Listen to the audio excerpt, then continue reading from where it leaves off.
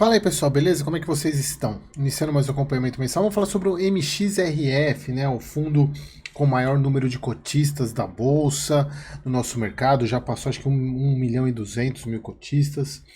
É um fundo que reduziu os rendimentos, reduziu os dividendos, e eu até comentei isso no mês passado, né? Porque de fato eles publicam tarde o relatório, demoram para publicar, então qualquer especulação, qualquer vídeo sensacionalista falando faliu o MXRF seria com base em chute, porque só daria para fazer com base quando saísse o relatório referente a agosto, que é esse, e de fato acho que a gente consegue explicar o porquê da queda. Agora a questão é saber se isso será o novo normal para o MXRF. Mas vamos lá, mais um mês aí acompanhando MXRF, agosto de 2024.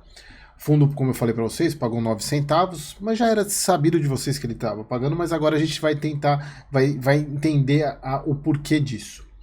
Bom, aqui a questão do número de cotistas, né? O fundo chegou a 1,17 milhão de cotistas, é um absurdo mesmo. E aí eu sempre volto a falar, né? Será que 80% das pessoas, dos investidores desse fundo, sabem como é que o MXRF trabalha?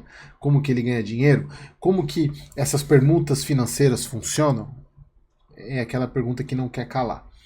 Então é aquela estratégia que o fundo, para quem não conhece o MXRF, está vendo o vídeo pela primeira vez, difícil que isso aconteça, né? Mas sempre tem membro novo aqui no canal, inscrito novo.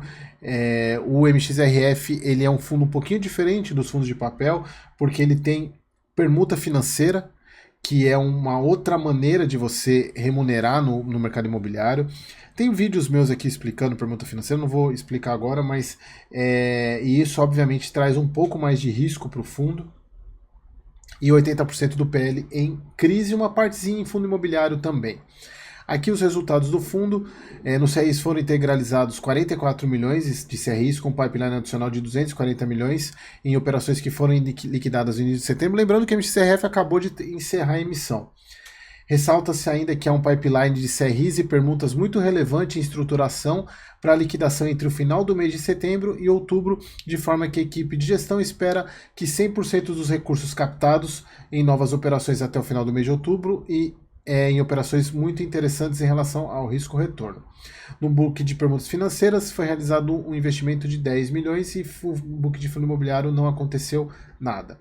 Então, pessoal, isso é importante para vocês entenderem que o fundo terminou já a alocação dos recursos da emissão, então agora temos que esperar os resultados. E é aí que entra a questão de como que vai ser os rendimentos daqui para frente. O fundo ele gerou 8 centavos por cota, 9 centavos, né, que ele arredonda para cima. As operações de permuta distribuíram 2 milhões, né, e o book de CRIs 29 milhões. E é aqui que a gente entra com a questão. Pessoal, olha só, eu fiz uma cola aqui, essa parte de julho eu peguei do relatório do mês passado, para poder tentar entender o que deu a diferença. Porque é o seguinte, aí eu fiquei olhando e eu vi que o fundo aumentou receita, porém, lembrando que em julho ele tinha 334 milhões de cotas, e em agosto a base maior de cotas, porque todas as cotas entraram no patrimônio, então você tem uma base maior de cotas. Então, obviamente, o resultado teria que ser maior para poder abranger todas essas cotas. E aí, olhando os resultados, a gente teve um aumento de permuta em relação ao mês passado, só que o problema foi o book de CRIs. Foi aqui que foi o problema. Foi aqui que o resultado foi menor, porque olha só, o resultado de agosto e julho foi basicamente o mesmo, de 29 milhões. Porém, o fundo, ele gerou 5 milhões, quase 6 milhões em renda fixa. E aí que está o ponto, que a questão é a seguinte, isso eu expliquei no vídeo de alavancagem em fundos de papel, que quando o fundo não adota a estratégia de compromissada, ou seja, ele já faz as compras nas operações antes da emissão, e quando chega a emissão ele simplesmente paga essas compromissadas, mas ele já está com o dinheiro investido, o ponto é o seguinte, você tem uma carteira remunerando, cadê?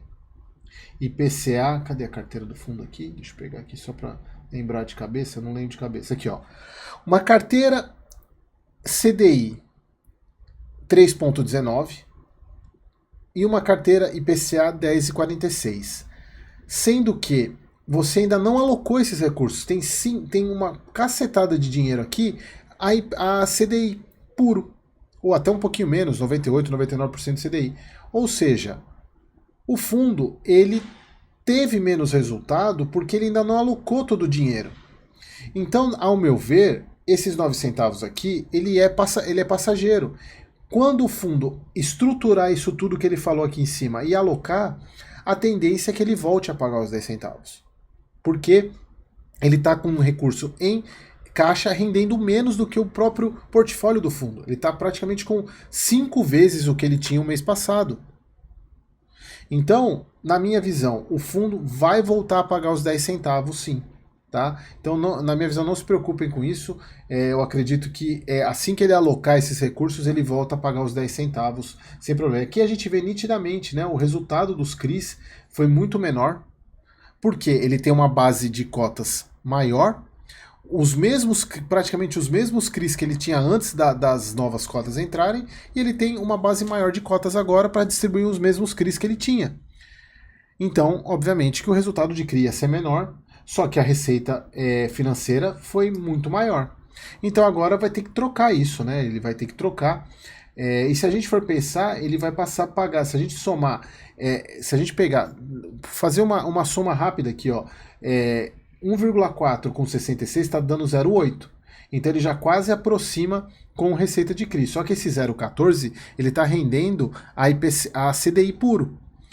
E a tendência é você pelo menos colocar CDI mais 3 e IPCA mais 10 aí na carteira. Então, isso aqui tende a aumentar. Então, ele deve voltar para essa faixa aqui de rendimento de CRI e volte a pagar os 10 centavos, na minha visão, sem problema nenhum. Tá? E a vantagem também é que as permutas aumentaram. E aqui é um ponto importante, que é o que também me faz acreditar. É que só para mostrar que o fundo, mesmo a 9,87, ele continua caro. Aqui o CRI que eles compraram, né, que é IPCA mais 11, ó, inclusive aumentando o carrego da carteira. O que eu quero mostrar para vocês é aquele estudo que eu fiz o mês passado de como estavam vindo as permutas. E esse mês as permutas voltaram a aumentar. Se a gente pegar aqui, ó, cadê aquela tabelinha? O resultado das permutas. Antes de eu falar das permutas, ainda tem um componente que é essa quantidade de SPVJ que o MXRF tem, que ele deve destravar um lucro bom aqui na hora que consolidar a negociação do HGRU, assim como o próprio HGCR também tem SPVJ, que ele espera. Então, até o próprio HGCR, no último relatório, eles comentaram sobre isso. E ele aqui ele tem 21%. Então, aqui pode ter um lucro bom que o MXRF tem para distribuir também na liquidação do SPVJ com o HGCR. O que eu queria falar era aqui, ó. Nesse aqui, lembra que eu mostrei para vocês no mês passado que existia uma tendência de queda nas permutas até chegar a 0,5 centavos em julho? Voltou a 1 centavo. Então a gente tem que acompanhar agora como serão os próximos meses de permuta, para ver se as permutas vão voltar a aumentar o resultado, porque elas são uma parte fundamental no componente do resultado do MXRF. Então é isso, pessoal.